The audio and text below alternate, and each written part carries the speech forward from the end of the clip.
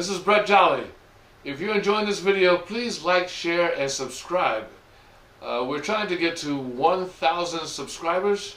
The algorithms would help us out tremendously, and we hope you enjoy this. Thank you so much.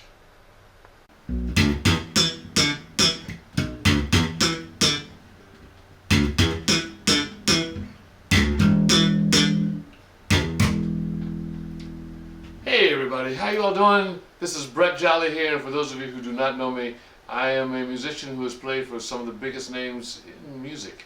When I say that, I've done a lot in regards to, I don't know, people like Teddy Pendergrass, I've been on stage with Bon Jovi, Nina Simone, Dionne Warwick, oh goodness, Olivia Newton-John, all kinds of stuff. And today I'm here to basically show you some things about bass and all that other stuff that you need to know that will help you in terms of, if you're trying to get started in the industry. To let you know, there are several things that we're going to try to accomplish here, and we're going to get to. People have been asking me, and this is real important, about whether it's more important to read or if it's more important to play by ear. I'm going to tell you right now, I don't read music. And people try to get me to read music, and I don't. I play totally by ear. But I gig like crazy, and I do a whole lot of stuff for a whole lot of people. That's because, my ear is probably developed more than anybody else's. I have something called perfect pitch, and for those of you who do not know what perfect pitch is, it's the ability to hear notes that that other people, well, I don't say other people, hear notes that you're playing, just basically by and know what you're playing from hearing the actual sound of it. So like, that's a C. And I'm right. So the point I'm trying to say is that, when it comes to something like that, your ear is really important. If you got a good ear, basically up to 70 to 75% of what you're playing will take care of itself. So, when people say, I want to be able to read music, that's great depending on what type of player you want to be. You want to be an orchestra player? Sure, read charts all the time. But if you want to play for other people who don't have the time to write out charts for you, learn it by yourself. Pick it up and play it. Okay, that's very important. One thing I will mention to you, when you pick up your instrument, the most important thing is make sure you get something that's good for you. When I say good for you, in other words, like, it fits you in terms of your arm length, as you can see.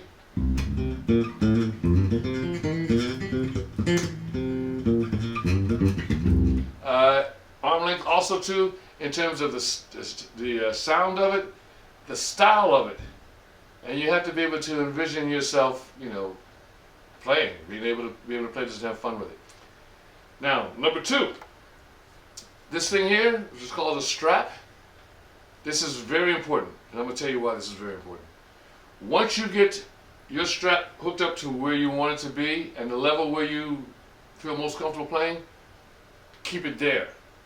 All right? Because, sometimes adjusting your strap can throw off your playing. Because, where a note would normally be, it may no longer be there. So because of that fact, you want to make sure that you keep your strap, especially starting out. Find your comfort zone. Take whatever time you need to take and just make it happen. And then once you get that, you're on the road to getting yourself together.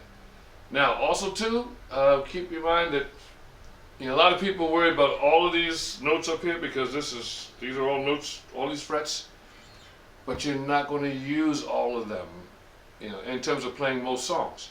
Most songs you rarely ever go past, I'm going to say, this level here. If you can see this, on E string,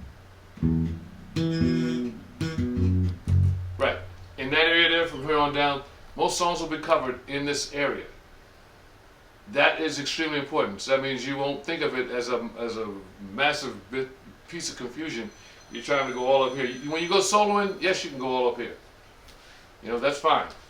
But when you're going down here, that's mostly to like learning where the songs mostly go to. All right. Now, Another thing too, and this is probably just as important. One of the things that people ask me about playing the bass guitar. Well, one of the things that I tell people, and this probably sounds a little bit different, how to become a better bass player is to actually practice in the dark. And when I say practice in the dark, I'm going to tell you exactly what I mean. Think about it. If you're in a dark room, where it's completely dark, and you want to find your way out of that room, the best thing you want to do is use what you can to get out of there. If your eyes can't help you, then rely on your other senses. The same comes true when it comes to guitar, bass guitar. Use what you have, use your ear, and make it all work out.